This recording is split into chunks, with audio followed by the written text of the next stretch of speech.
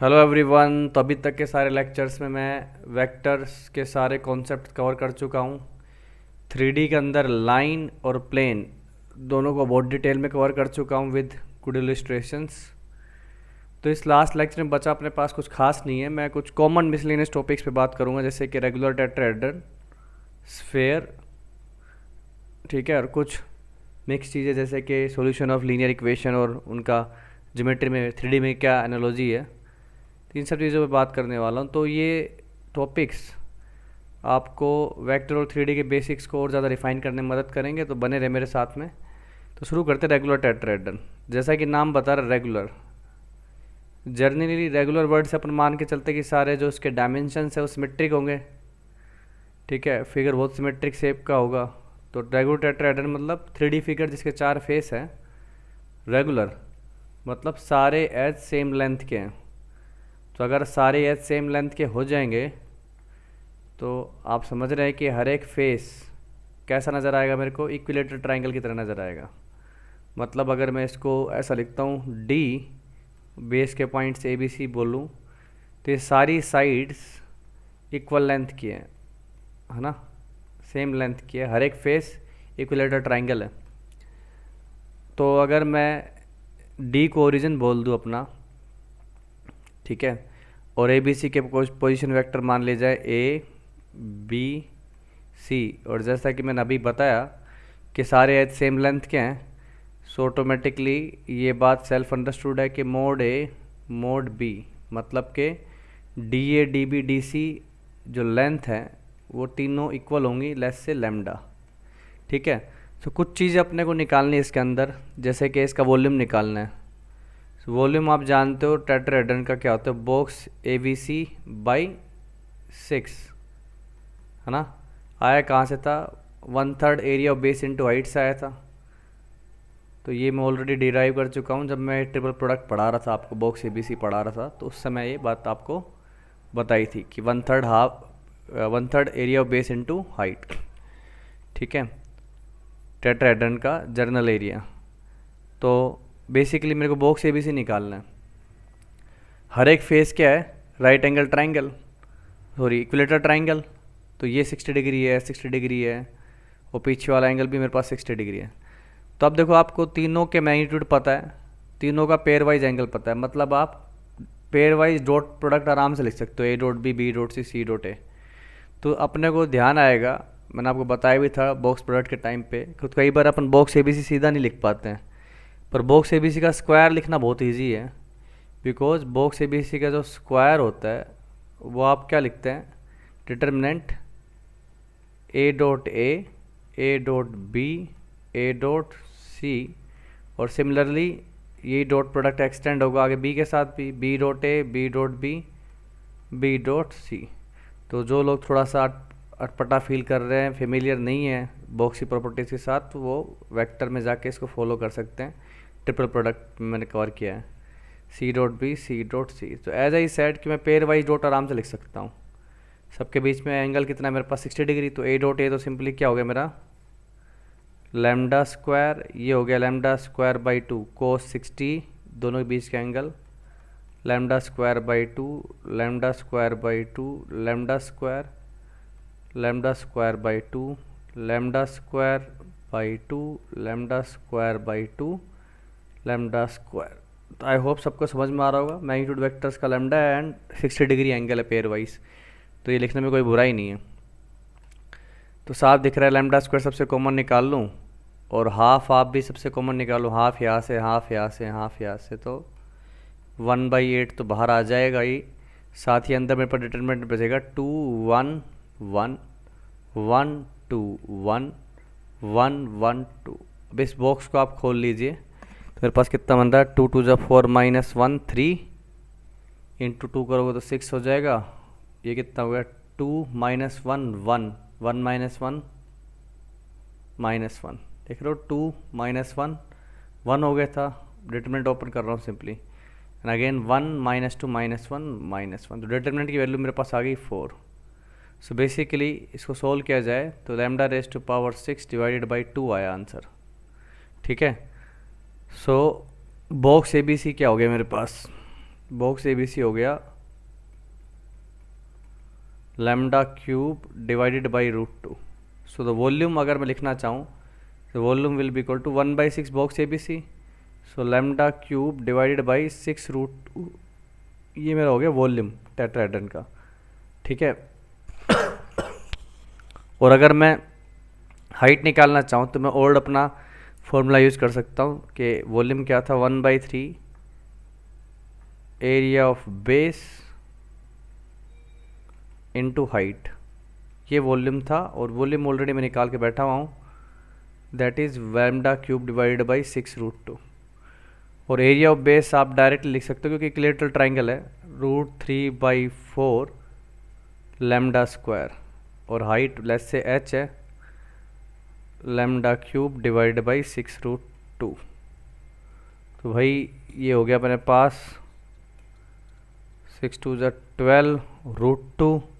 सो h की value आ गई मेरे पास लैम्डा √2/√3, ये अपनी हाइट हो गई। ठीक है। और फर्दर क्या कर सकते हो, किसी भी फेस और एज के बीच का एंगल, फेस मतलब अपना ये मान लो ये वाला फेस लेता हूँ, तो फेस एक प्लेन है और ये एज, तो एक प्लेन और लाइन के बीच का एंगल आपको पता कैसे निकलता है, प्लेन का नॉर्मल वेक्टर और लाइन के बीच का एंगल निकालते हैं अपन। ठीक है। फोटो देख लो यहाँ साइड में क्या बना रहा हूँ मैं, ये मेरा प्लेन हो गया और ये इसका नॉर्मल वेक्टर और लाइन का पैरेलल वेक्टर के बीच में एंगल निकल सकता है डॉट प्रोडक्ट से। ठीक है। और प्लेन का नॉर्मल वेक्टर कैसे निकाल सकते हो, ये ए वेक्टर बी वेक्टर का क्रॉस करोगे तो प्लेन का नॉर्मल वेक्टर पता लग जाएगा और लाइन का पैरेलल वेक्टर तो सी है ही सही। तो ये थीटा निकलता है अपने को, जबकि निकालना अल्फ़ा होता है तो अल्फ़ा को अपन 90 - थीटा रखेंगे। So basically cos alpha cos theta निकालोगे, उसको रिप्लेस करूँ 90 - थीटा से, तो डायरेक्ट मैं बोल सकता हूँ मेरा जो एंगल बनेगा वो क्या बनेगा, साइन अल्फ़ा बोल दूँ। अल्फ़ा अपना जो लाइन और प्लेन के बीच का एंगल है, वो किसके बीच में डॉट करने से मिल रहा है मेरे को, A×B जो कि प्लेन का नॉर्मल वेक्टर है, डॉट सी वेक्टर जो कि लाइन का पैरेलल वेक्टर है, एज का पैरेलल वेक्टर है, और इनके मैग्नीट्यूड से मैं डिवाइड कर दूं। तो इसमें कोई दोराय नहीं है, A×B dot C box ABC हो गया। बॉक्स ABC आपने निकाला ये भी थोड़ी देर पहले, क्या आया था मेरे पास, lambda cube by √2 divided by A×B का मैग्नीट्यूड, A का मैग्नीट्यूड B का मैग्नीट्यूड, दोनों के बीच के एंगल का साइन जो कि 60 डिग्री है, और लैम्डा, ये कैंसिल हो गया लैम्डा क्यूब, और ये पूरी स्टोरी मेरे पास आ जाती है √2/3। ठीक है ना। तो अल्फ़ा की वैल्यू कितनी होगी अपने पास, साइन इनवर्स √2/3। और ये किसके बीच में एंगल निकाला मैंने, फेस एंड एज, जो उसके सामने एज उसके बीच में, जैसे कि डायग्राम में दिखाया था। और अगर मैं आपसे पूछूं angle between any two edge, angle between any two edge, any two face, ठीक है, दो एज के बीच में एंगल 60 डिग्री है ही सही, any two faces. So basically दो प्लेन हो गए अपने पास। देखो अगर मैं ये वाला फेस ले लूँ ADB एंड BDC, दोनों के नॉर्मल वेक्टर अपने को पता कैसे आने वाले हैं, तो दो प्लेन के बीच का एंगल उनके फेस के नॉर्मल वेक्टर के बीच के एंगल से आता है।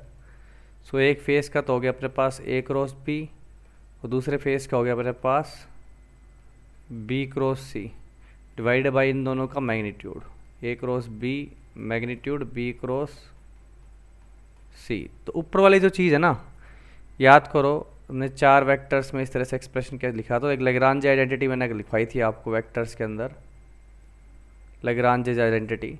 वो बेसिकली ऊपर वाली चीज़ को कैसे लिखती है, डिटरमिनेंट की हेल्प से, A.B मतलब A का इन दोनों के साथ फिर B का दोनों के साथ, so it will become A.B A.C B.B and B.C divided by cross product के मैग्नीट्यूड्स। तो ये मेरे को पता है ये चीज़ क्या है, λ²/2, λ²/2, λ² and this is again λ²/2। So this will become λ⁴ तो बाहर आ जाएगा 1/2 1/2 1/4 माइनस 1/2 डिवाइडेड बाई मैग्नीट्यूड λ² √3/2, जैसा कि थोड़ी देर पहले लिखा था λ² √3/2।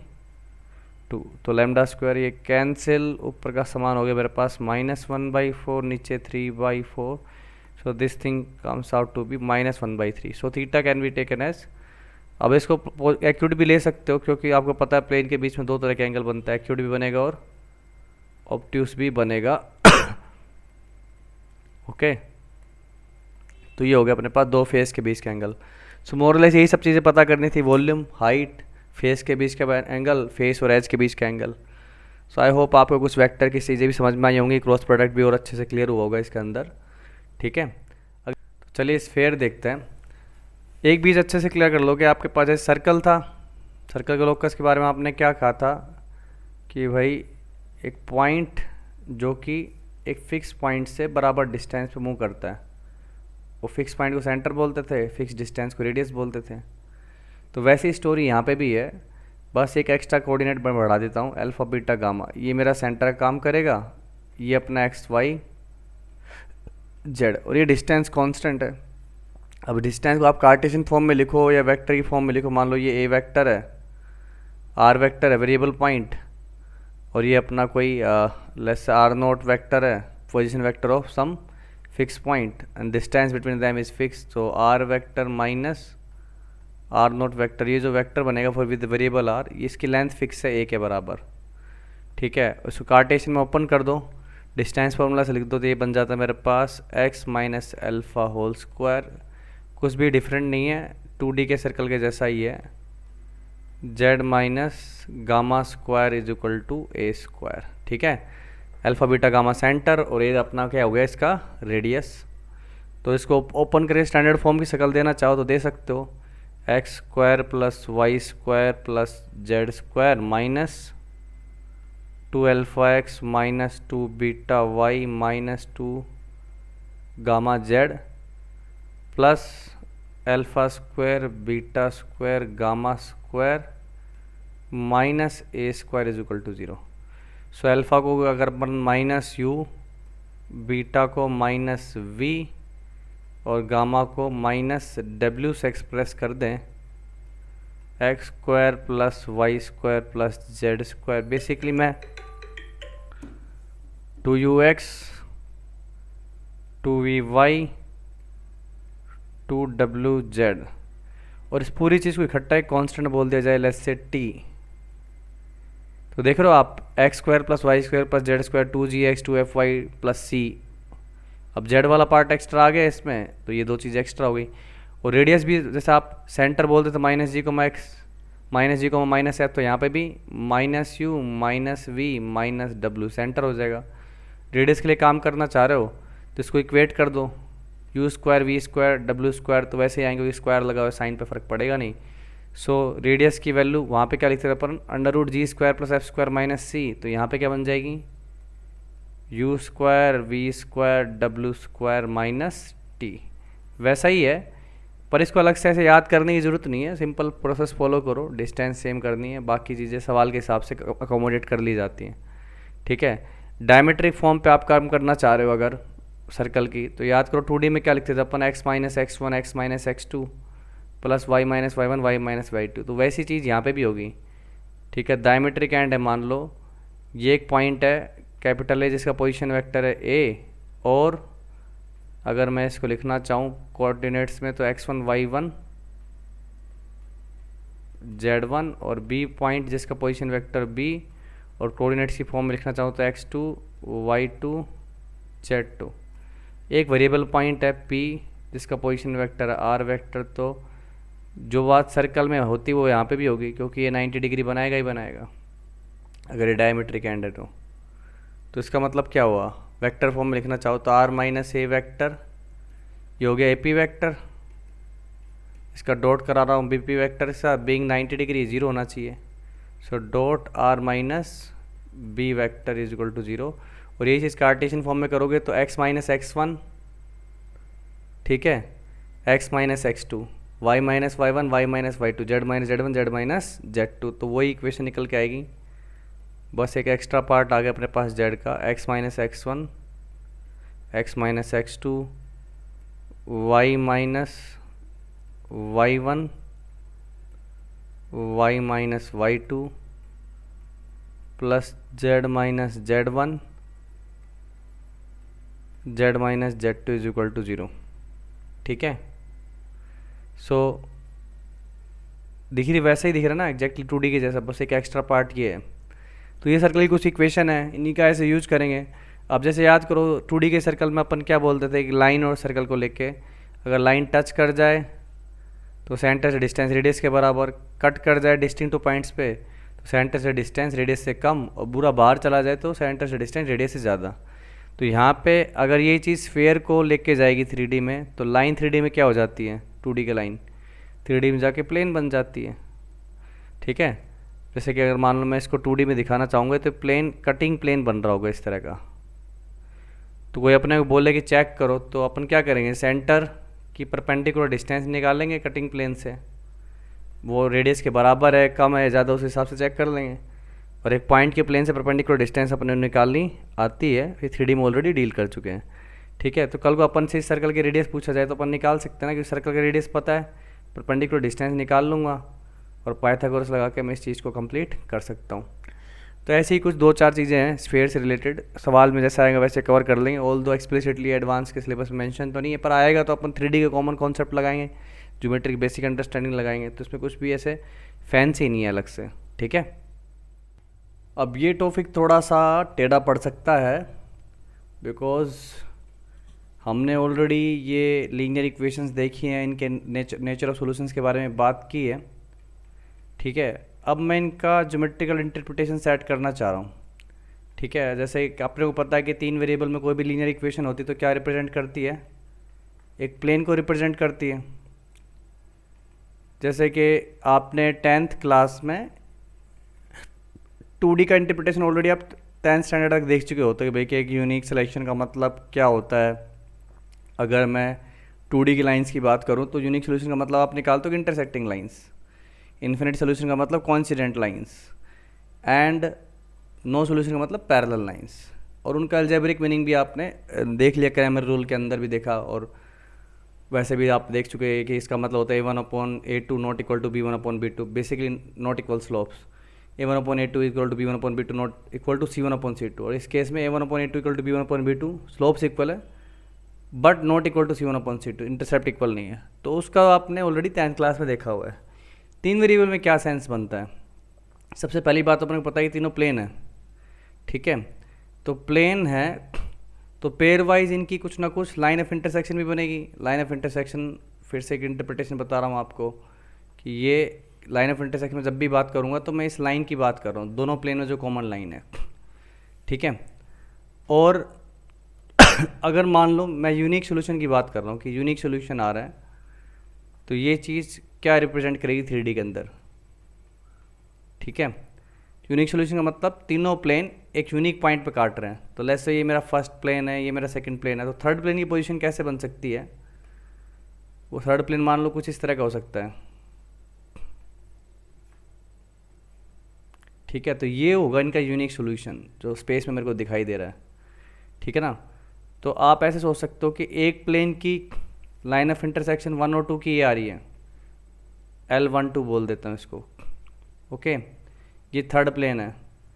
तीसरे प्लेन की और फर्स्ट प्लेन की लाइन ऑफ इंटरसेक्शन इस तरह से आ रही है, L13। और इस प्लेन की और ये वाले प्लेन की मेरे पास कुछ इस तरह से आ जाएगी, स्पेस में अगर देखो तो L23। तो यूनिक सोल्यूशन का मतलब ये भी हो गया कि इन तीनों की जो लाइन ऑफ इंटरसेक्शन है ना, वो क्या होगी, अपनी तीनों लाइन ऑफ इंटरसेक्शन एक यूनिक पॉइंट पे काट रही होंगी, कोई भी किसी के पैरेलल भी नहीं है। ठीक है, तीनों लाइन आपस में पैरेलल हैं और काटती भी हैं, नॉन कोप्लेनर भी नहीं है।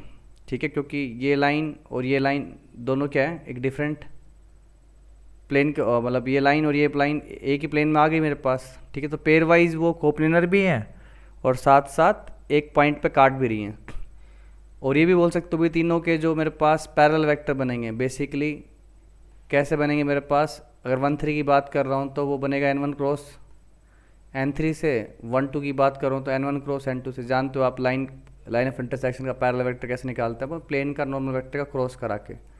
ठीक है, तो इस तरह की कुछ चीज़ हो सकती है कि बेसिकली हमारे पास तीनों प्लेन क्या है, यूनिकली डिफाइंड है। बेसिकली कोई भी किसी के पैरेलल नहीं है। तो ये बात ऑब्वियस कर सकते हो कि आप ये जो बॉक्स है ये नॉन जीरो है, उन तीनों के नॉर्मल वेक्टर भी नॉन कोप्लिनर है। और यही बात आप उसमें भी देख चुके हो क्रैमर रूल के अंदर कि हमारे पास कोफिशिएंट्स का जो डिटर्मिनेंट बनेगा वो क्या होता है, नॉन जीरो, है कि नहीं। A3 B3 C3 ये क्या होना चाहिए, नॉन जीरो। तो वो चीज़ यहाँ से भी इस्टेब्लिश हो रही है। इन तीनों की भी नॉन कोप्लिनरिटी एक साथ जस्टिफाई होती है, क्योंकि इनके जो पैरेलल वेक्टर बनेंगे वो क्या होगा, N1 cross N2, N2 cross N3 और N3 क्रॉस N1। ये भी नॉन जीरो होगा। ये बेसिकली क्या है, ऊपर वाले का स्क्वायर ही तो है, तो ये भी नॉन जीरो होगा। ठीक है, तो आई होप आपको यूनिक सोल्यूशन 3D में क्या फील देता है अपने को, वो आपको रियलाइज़ हो रहा होगा। अब मान लो मैं इन्फिनिट सोल्यूशन या नो सोल्यूशन की तरफ बढ़ना चाहता हूँ, तो बात कहाँ शुरू होगी कि ये जो डिटर्मिनेंट है ये जीरो हो जाता है। ठीक है, ये पर्टिकुलर डिटर्मिनेंट जीरो हो जाए अगर कोफिशिएंट्स का, मतलब मेरे ये जीरो हो गया, मतलब ये बॉक्स जीरो हो गया, N1 N2 N3 box zero हो गए। तो इसको देखो कि अपने पास अगर मेरे को यहाँ से इन्फिनिट सोल्यूशन की तरफ भी जा सकते हो और फाइनाइट सोल्यूशन की तरफ भी, नो सोल्यूशन की तरफ भी जा सकते हो। अब नो सोल्यूशन की सिचुएशन कब आएगी, मान लो कि इन दोनों में से कोई भी दो लाइन ऑफ इंटरसेक्शन पैरेलल हो जाए। तो 3D में अगर इसको सोचने की कोशिश करूँ तो मान लो ये एक प्लेन हो गया मेरे पास, ओके, इसी से दूसरा प्लेन जा रहा है और तीसरा प्लेन जो है वो इसी के पैरेलल हो गया।